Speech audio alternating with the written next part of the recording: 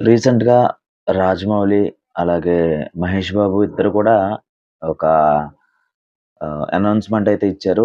కొత్త సినిమా గురించి ఏదైతే వాళ్ళు సినిమా అనేది జరుగుతుందో ఇప్పుడు, సో, దాని గురించి ఒక ఈవెంట్ అనేది ప్లాన్ చేశారు వాళ్ళు. అయితే ఆహ్, వాళ్ళు చాలా స్ట్రిక్ట్‌గా, సీరియస్‌గా చెప్పేస్తున్నారు. ఏమంటే ఆహ్, ఒక పాస్ ఉంటుంది. ఆ పాస్ తీసుకునే వాళ్ళు మాత్రమే రండి. మిగతా వాళ్ళు ఆవేశపడిపోయి వచ్చేయకండి. ఆహ్, అని జెప్పేసి పోలీసు వారు కొన్ని ఇన్‌స్ట్రక్షన్స్ ఇచ్చారంట. ఇవి మేము ఫాలో అవ్వాలి అని జెప్పేసి వాళ్ళొక అనౌన్స్‌మెంట్ అనేది ఇచ్చారు.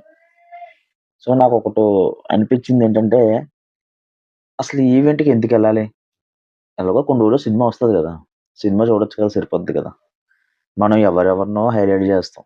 వాళ్ళని సూపర్ స్టార్‌లను, మెగా స్టార్‌లుగాను అన్నిట్లుగానే జేస్తాం.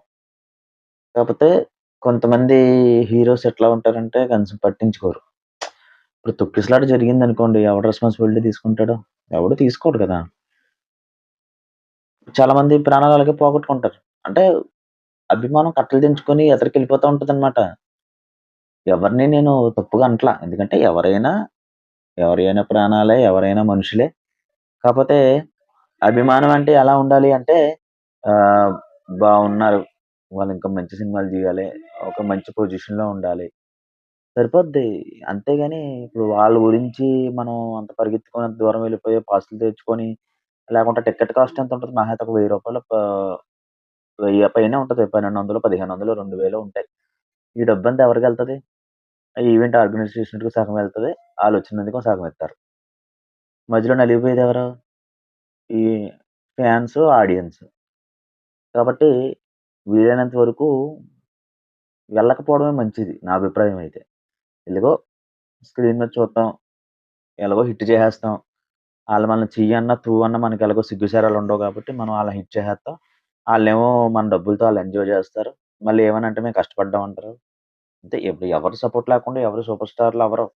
కాపోతే మనకేంటంటే మనకలవాటయిపోయింది. ఎవడెన్ని మాట్లాడినా ఆ బొక్కలో ఏమైందిప్పుడు అన్న మైండ్ సెట్ మనది కాబట్టి మనం చూసుకుంటాం. సో, ఆలోచించుకొని అభిమానం అనేది ఎంతవరకుండాలి, అభిమానమనేది ఎవరి మీద చూపించాలో అది సరిపోద్ది. మనం, మనం బాగా తెలిసినోళ్ళు బాగుంటే చాలనుకుంటేనే సరిపోద్ది గానీ, ఆళ్ళ దగ్గర కూర్చోవాలి, ఆళ్ళతో భోంజేయాలి అని అన్నీ ఎక్కువ ఆలోచించుకోకూడదు కదా! సో, నేను మంచిగానే చెప్పాను. దాన్ని నెగెటివ్‌గా స్ప్రెడ్ చేయొద్దు. కొంచెం ఆలోచించమని చెప్తున్నానంతే. ఎందుకంటే ఇందులో మన డబ్బది. మరి ఆళ్ళకేం ఊరికనే వచ్చినయి కాదు కదా! మనం ఇస్తేనే కదా! అది మీ అదృష్టం. మరి మీరేమనుకుంటారో అది ఆలోచించుకొని నెక్స్ట్ ఏం స్టెప్ తీసుకోవాలనుకున్నది మీరు ఆలోచించుకోండి. అంతే. Thank you.